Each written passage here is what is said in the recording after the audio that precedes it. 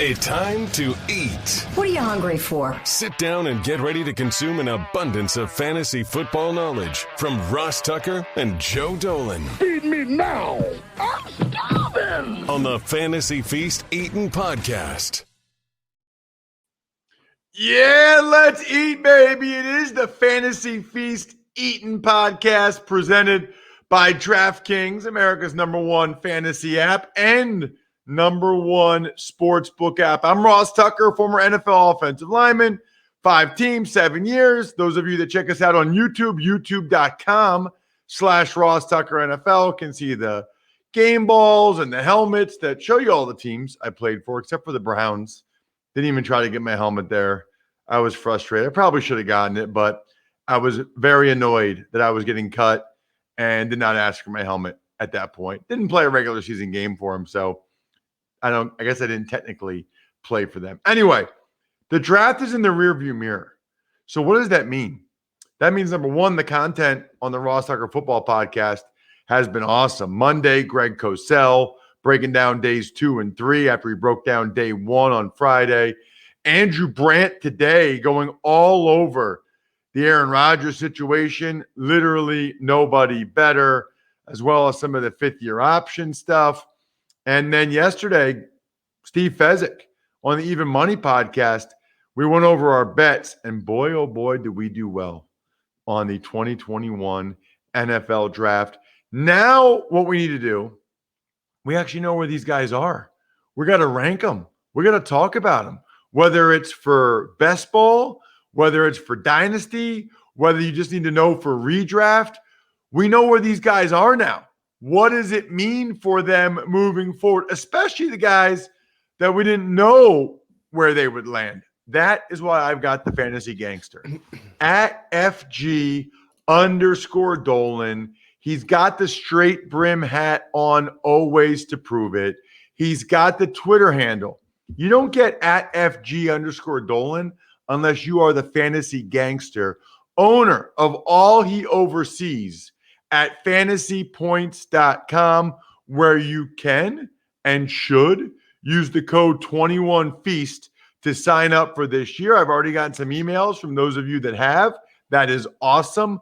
21FEAST over at fantasypoints.com. Joseph, how are you? Oh, I'm well, Ross. It's good to be with you here. It was a very eventful NFL draft for sure.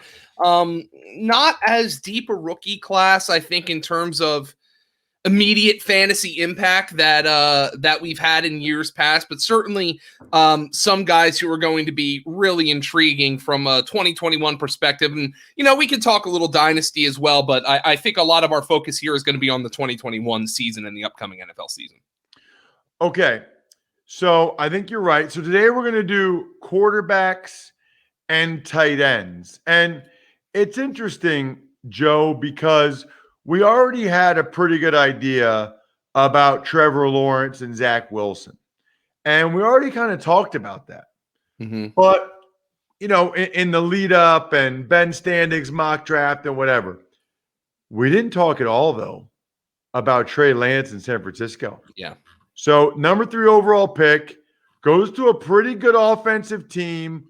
He does have that running component, Joe, but is he going to start game 1? Yeah. How many games is he going to start? So what are we thinking about Trey Lance? Well, right now, Ross, I just did a run of my best ball rankings, and they're in constant tweak mode right now. As we're in the first post-draft week, I currently have Trey Lance at quarterback 28 for the 2021 season. That is right below Derek Carr. It is right above Jared Goff, and I think I'm ranking him there because of the upside if he does start. I would assume he's probably going to go in that low-end QB2 range, but you look at the upside in the Kyle Shanahan offense, the weapons that they have in that offense. You got Brandon Ayuk, you have George Kittle, you have Deebo Samuel, they've got about 39 running backs now because they drafted 2 of them, two guys I like. You have Raheem Mostert coming out of the backfield catching passes, Trey Sermon, obviously Elijah Mitchell they drafted, Jeff Wilson was a revelation for them last year. Somebody who helped them win some games. Those are more so fantasy players had him helping them win games. It's a good spot for Trey Lance, but that's the question right now. Is he going to start? I would say of the first round rookie quarterbacks, Jimmy Garoppolo is the biggest impediment to a rookie for starting. I would guess he's better. I would say he's better than Andy Dalton. I would say he's better than Cam Newton as you compare him to Justin Fields and as you compare him to Mac Jones. So I think Trey Lance has the biggest impediment in front of him. Certainly the competition level and the lack of experience in college is an impediment for him. I have him at QB 28 right now, but I got to tell you, Ross, that you have to take it into account.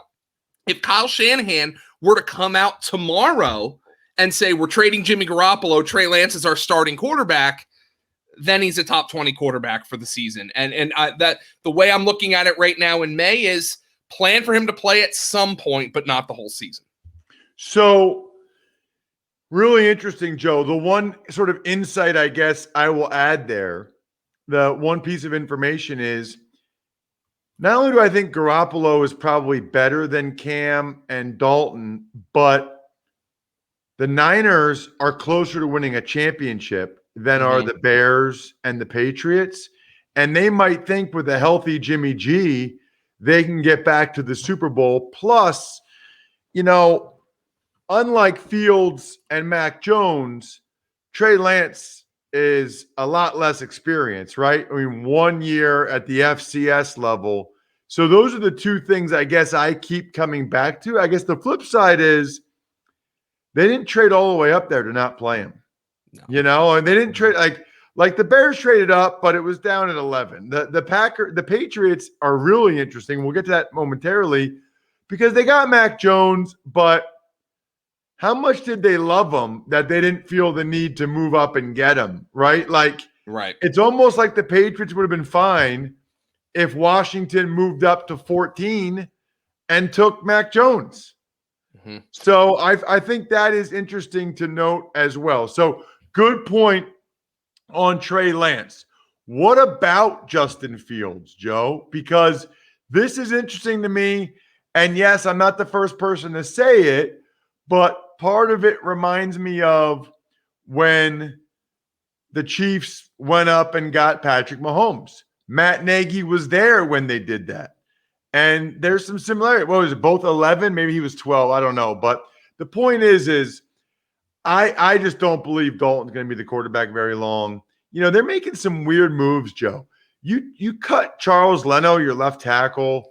Yeah. You cut Kyle Fuller. They're not really in win now mode as much as I thought they would be in, considering the thought process that Pace and Nagy are on the hot seat. So, Ross, one more thing that I want to talk about before we move on when it comes to Trey Lance's, do you know the last top 5 quarterback pick who sat mostly the entire season? Carson Palmer? He was the guy who last sat the entire season, but I'm thinking more along the lines of Jamarcus Russell, who started one game as a rookie, and obviously he had a holdout that year. Top 5 quarterback picks play. That's long and the short of it, and that's the point you were getting to. Now to move on to Justin Fields. This is interesting to me because I think you had to reconcile a little bit Justin Fields' obviously high-end skill set. And I mean, I even if you were low on Fields, as it seems the NFL was lower on Justin Fields than the consensus Twitterati.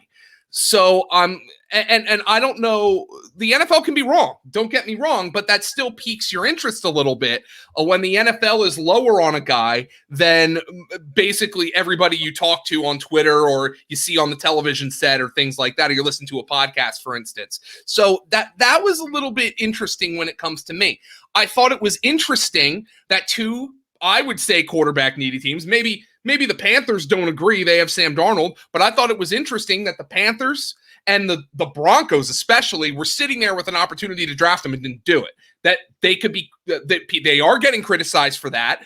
They might that might be one of those moves where we look back in 3 years and are like, oh my God, these teams were so stupid. But I still have to think about that and say, okay, these teams had the opportunity to make that move and they didn't do it. That being said, the Bears is a decent landing spot. I don't love that they cut Charles Leno. You just mentioned Charles Leno. And I understand Bears fans. I tweeted out when they did it. I put out and said, I don't really get this from the Bears perspective. Well, of course, Bears fans are going to come in here and mention and say, well, he's not very good. Well, I understand that. But to borrow from Greg Cosell, 64 offensive tackles have to line up each and every week and start in the NFL. And Charles Leno's done that like 93 times in a row. So, just because the guy isn't Jason Peters doesn't mean that he can't line up and play every week. So I'm a little worried about that. However, you see Allen Robinson there. You've got a good running game with David Montgomery. They signed Damian Williams. You have Tariq Cohen coming back from injury. I like Darnell Mooney. I like Cole Kmet. They do have a little bit. They're a little thin at those skill position players, but Allen Robinson is a really nice player for Justin Fields to have there as a rookie. And I would take the guess that just because of his talent level, Justin Fields is going to play sooner rather than later. And because I think he's going to play sooner rather than later, I have him ranked higher than Trey Lance on my 2021 board. I have him at quarterback 22 right now. Again, if Matt Nagy, Ryan Pace were to come out and say, Andy Dalton, we took a look at him in training camp and we're going to make the move. Justin Fields outplayed him. He's going to start week 1. Then he's up into the teens. But right now he's my quarterback 22. He has the highest immediate upside in this draft class with the exception of Trevor Lawrence. Very interesting, Joe. It's also interesting to me. There are people out there that are losing their hair and they're not doing anything about it. And I don't really understand when there's a company like Keeps out there that offers a simple, stress-free way to keep your hair. Look, hand up. I am a Keeps customer and have been for a while. If you're watching on YouTube, my hand is raised. There are only 2 FDA-approved medications that can prevent hair loss. Keeps offers both. I take both. My number one recommendation is, first of all, if you're already taking the pill and you're doing the topical solution, do it through Keeps. It's way better to do it through Keeps. Number one. Number two, if you're not sure whether or not you should start, you should. If you're ready to take action and prevent hair loss, go to keeps.com/feast to receive your first month of treatment for free. That's KEEPS.com/feast to get your first month free. Keeps.com/feast. All right, that's interesting about Fields, Joe, that you have him higher. Let's get to Mac Jones then. Let's get nuts. Let's get to Mac Jones. Well, Mac Jones is somebody who I'm going to venture guess. Now, there's super flex. There's deeper best ball drafts.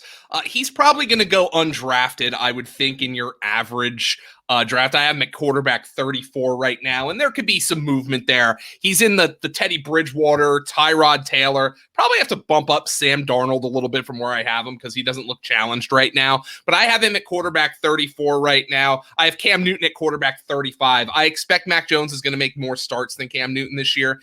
And, I mean, say what you want about the Patriots. We know what their receiving core looked like last year. We know they went out, and a lot of people are going to say, well, you overpaid for Nelson Aguilar, and you overpaid for Kendrick Bourne, and you got Jonnu Smith and Hunter Henry. You paid these guys 2 big contracts. I'm not sure what the offense is going to look like. But that being said, the offense does look better. It has a lot more support there than Cam Newton had last year. James White is back coming out of the backfield. So there's a little bit of juice, but Mac Jones lacks the one thing that we really like from our fantasy quarterbacks these days, mobility. And a rookie quarterback, we saw it with somebody like Jalen Hurts maybe at the end of last season. He might not be seeing the field well as a passer because he's a rookie, but he was able to bail people out for fantasy, bail his team out, bail himself out for fantasy because of his ability to run. Mac Jones does not have that ability, so I don't see a whole lot of fantasy upside for Mac Jones as a rookie. Got it. Okay, so this is interesting because obviously we have folks that listen to us, Joe, that play best ball. We're going to talk more about DraftKings best ball in a couple weeks. We also have folks that play Dynasty. So I want to get your thoughts. Kyle Trask, Davis Mills, Kellon Mond. Are we doing anything with any of them for best ball or Dynasty? I guess if you were to say which of these guys has the best chance to get starts this year, it's Mills. Only because the Texans quarterback situation is an utter debacle right now. We don't, obviously the Deshaun Watson legal situation is bearing out. I have him buried in my best ball rankings, if that matters to people. So I think Mills, who ended up being the Texans' first draft pick, has the best chance to start this year. I wasn't thrilled with him. He's got some talent, but that team's a mess. From a dynasty perspective, the guy who interests me the most is Kellon Mond. And I think Kirk Cousins deserves a little bit more respect than he gets from the average fan. But Kellon Mond, in terms of his movement skills, his physical ability, is by far the most interesting of these guys to me. I can't shake the fact that Kyle Trask was a pick like when the Broncos signed Peyton Manning all the way back in 2013. I can't shake the fact that Kyle Trask is essentially the Brock Osweiler. Remember the Broncos took Brock Osweiler in the second round of that draft? I can't shake the fact that Kyle Trask is that guy. I mean, we just talked about Mac Jones's lack of mobility. The guy looks like Jackie Joyner-Kersee compared to Kyle Trask. So I'm not thrilled with Kyle Trask. I didn't really like that pick for the Buccaneers. I guess I understand why they did it, but you can count on one hand how many times the second round, he's the successor to our really good veteran quarterback. You can count on one hand the times that second or third round pick works out. But when it comes to Kellon Mond, the movement skills, the physical profile, the similarities physically to Dak Prescott, the similarities anecdotally to Dak Prescott, a multi-year starter in the SEC who got better as the years went on. I think Prescott was a better college player. There was Heisman buzz for Prescott his last year at Mississippi State. But Kellon Mond, I think, has the physical skills. He has the anecdotal support. He has the statistical and the production support. I liked where he landed. This was one of those picks where I retched when the Bucs took Kyle Trask, and I retched when the Texans took Davis Mills, especially the Texans taking Mills because he was a third-round pick and he was their first pick in the draft. But I liked the Vikings pick of Kellon Mond. I think he's a high-upside backup quarterback, and to me is by far the most interesting from a dynasty perspective. If you were to pick the guy who I think has the best chance to make starts this year, it's Davis Mills. But Kellon Mond is the most interesting dynasty prospect for me. I would agree with both those, Joe. And I would just say on the Trask thing, I do think, look, if he's going to learn from someone it's Brady that has no mobility, Brady's a good guy to learn. Now, Brady has pocket and Arians mobility as well, by the way. Yeah, Arians too, who loves those pocket passes. Carson Palmer, who are the of guys who are just pure pocket passers with no mobility. I mean, Arians has coached like two of the five great ones in recent years in Palmer and Brady. But there is a nuance to that game, Ross, as you were about to say with Brady in terms of pocket mobility. Correct. Brady is actually very good in a short area of sliding, shuffling, feeling it, moving around. You said you can count on one hand, Joe. You can count on one finger how many times a year we honor our moms. One time. Mother's Day. And I know you love your mom, Joe, and I know your mom loves you. Did you get her flowers yet? Because if you didn't, you can still go to 1-800-flowers.com right now. Get her the most beautiful flowers, whether it's roses, lilies, daisies, palms. We were talking about this on the Ross Tucker podcast, Joe. Do you know what a palm is? A palm, like the palm fronds that you wave at church? I don't know. No, I don't think so, because it's something you can evidently get your mom at 1-800-flowers.com. A palm. Bri didn't know either. Neither one of us really know what a palm is, but look, that's what the internet's for. To order last-minute Mother's Day bouquets, arrangements, and gifts, maybe even palms. Get her some palms. Get the mom some palms. Go to 1-800-flowers.com. Click the radio icon, enter code football. That's 100flowers.com, code football. Are you ready to move on to tight ends, my friend? I absolutely am, Ross. There's not much from a fantasy perspective here, but there's a big boy. There's a big boy that's going to be fun to talk about. Well, and we talked about this a little last week, but we didn't know for sure where he would land. He's going to Atlanta. Kyle Pitts. They appear to be committed to Matt Ryan for the foreseeable future. It also, by the way, seems to feel like, Joe, they're going to trade Julio Jones at some point.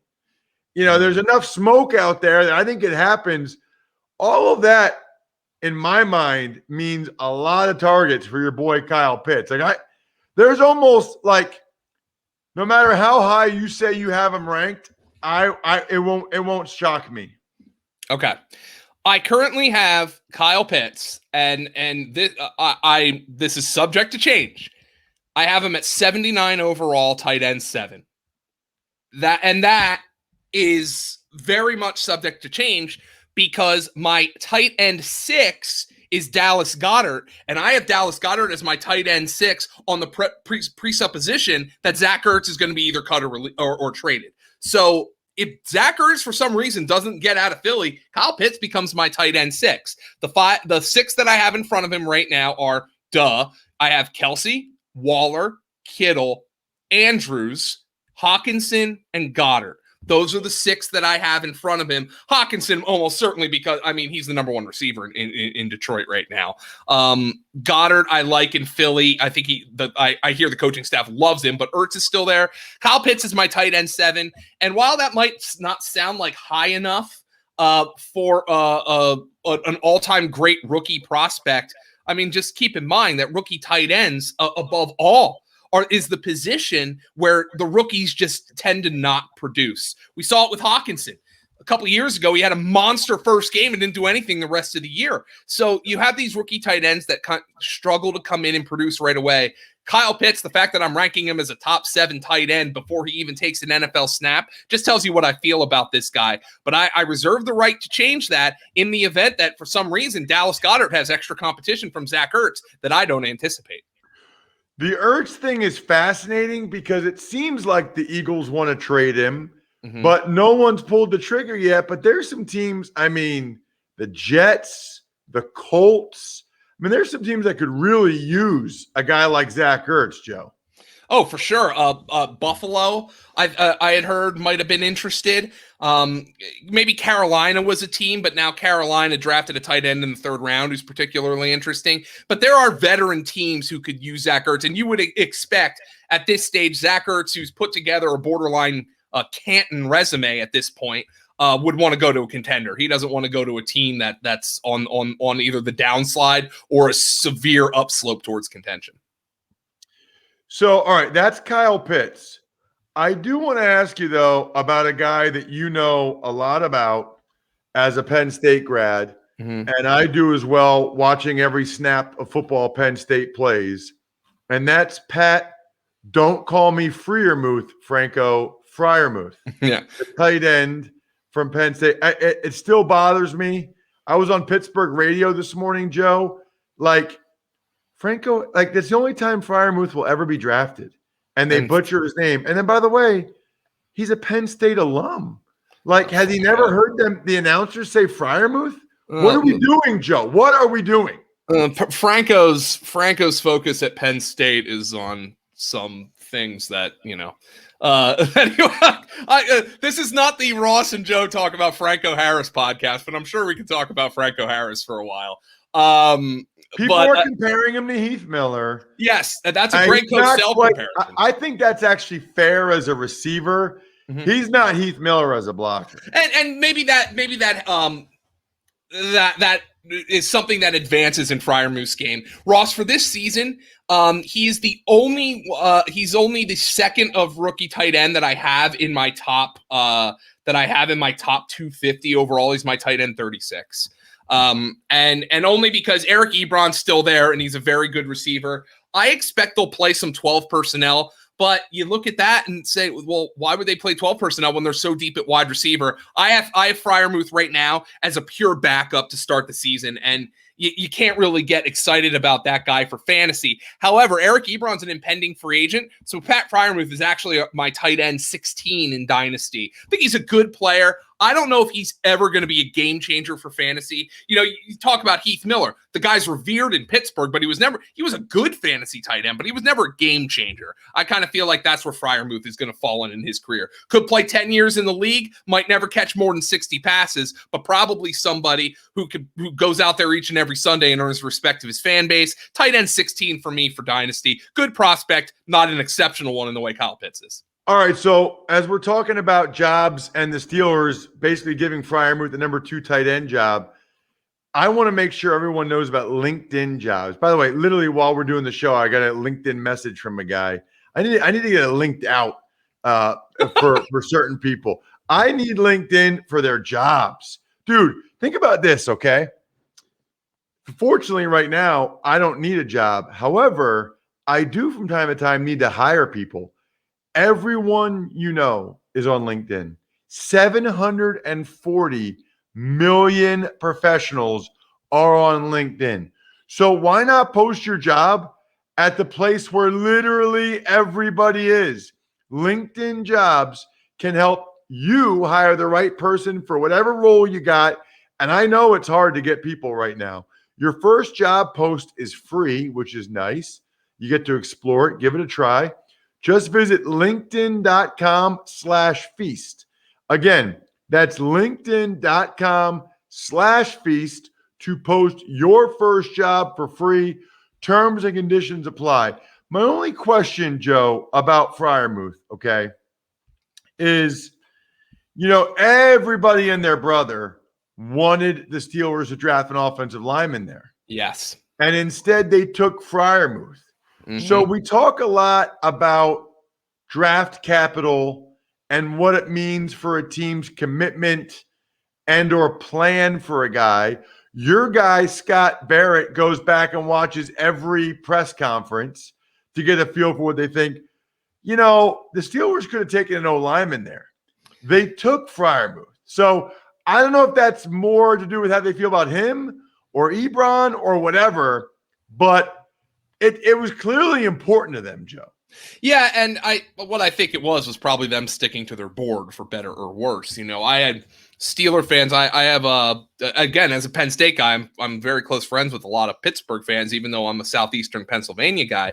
And everybody, they were all saying, our guy Tom Brawley, who we've had on the feast, was like, he thought they should have taken the lineman in the first round over Najee Harris. And they thought for sure they're taking one in the second. And of course, all the Penn State guys in my group chat were like, all right, it's Freiermuth. Yeah. But they still came out of this draft a little bit thin on the offensive line. I really like the center they took, Kendrick Green, out of Illinois. I like him. But that is a little bit of an impediment for me. And we will talk about Najee Harris likely next week. But that's a little bit of an impediment to me for getting as excited about this offense as I would like to, especially as it comes to Najee Harris, because I would have liked to see a lot more draft capital invested in the offensive line from Pittsburgh's perspective. Yeah, I'm looking forward to the next couple of weeks where we get into the running backs and wide receivers. I mean, heck, wide receiver might have to be 2 episodes. I don't know. I mean, there's a lot of wide receivers. The running backs, interesting. I mean, I am for the Eagles to get Gainwell in the 5th round. I mean, we'll talk about next week, but man, because I also, Joe, I got to ask the Eagles this. I do their preseason games. I am curious as to whether or not Gainwell gets a shot at some slot receiver reps. Yeah, I think he will. Greg Ward gets some and Gainwell gets some. It's going to be very, very interesting. Make sure you follow Joe on Twitter, please, at FG_Dolan, the fantasy gangsta.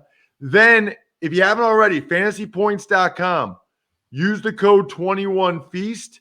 It's awesome. I mean, everybody's there. The guys you've had on recently, we've had on Graham Barfield, Scott Barrett, Greg Cosell, John Hansen. They're all there. If fantasy football is important to you, and if you listen to the show or watch it, it is, go there. I'm at Ross Tucker NFL. We're at Ross Tucker Pod. We will have all the winners tomorrow on a Ross Tucker football podcast.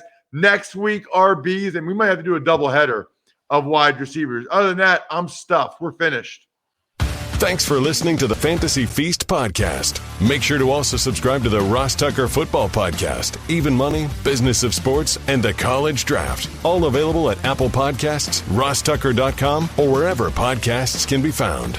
A lot of times on the show, I mentioned DraftKings. Here's what you need to know. You got to be 21 or older, New Jersey, Indiana, or Pennsylvania only. New customers only. Restrictions apply. See DraftKings.com/sportsbook for details. Gambling problem, call 1-800-GAMBLER, or in Indiana, 1-800-9-WITH-IT. By the way, if what I was talking about included a deposit bonus, doesn't always, sometimes it does. Deposit bonus requires 25 times playthrough, and deposit bonuses are paid out in site credit.